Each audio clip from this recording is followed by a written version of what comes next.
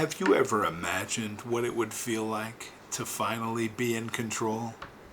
To have the upper hand over the very person who once broke you?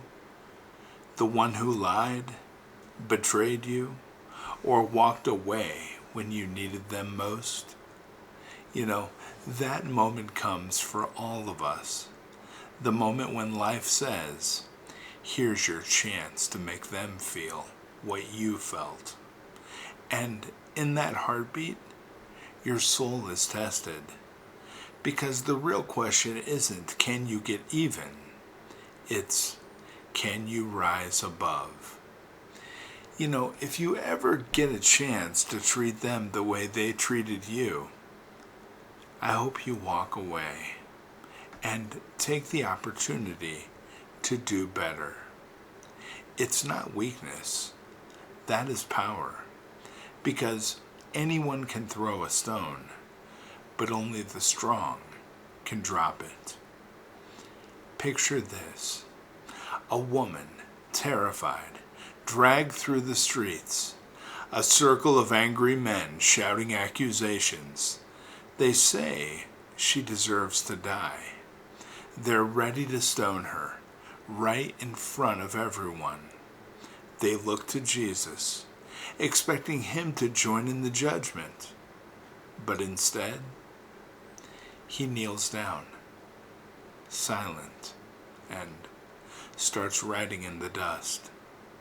Then he stands, looks them in the eye, and says, "Let the one who is without sin cast the first stone."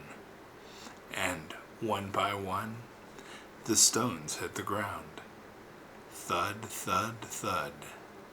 And the accusers, well, they walk away.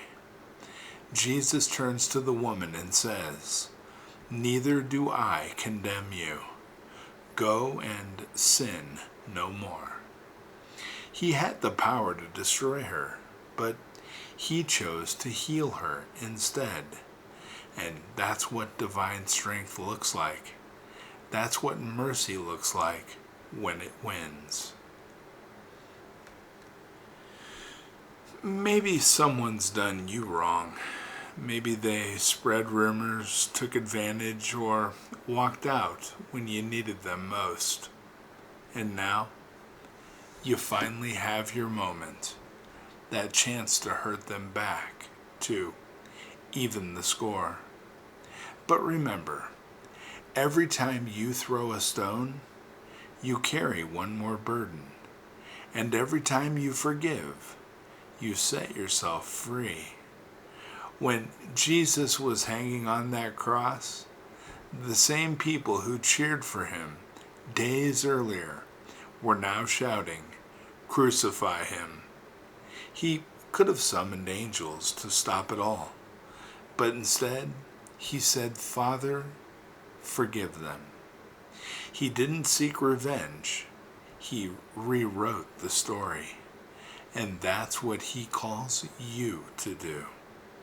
So, the next time you're handed the chance to hurt someone the way they hurt you, smile. Because God is watching. Not to see if you'll strike back, but to see if you'll rise higher. Now, the lesson isn't in the payback. The lesson is in the peace that follows when you choose mercy instead of malice. You see, walking away doesn't make you weak.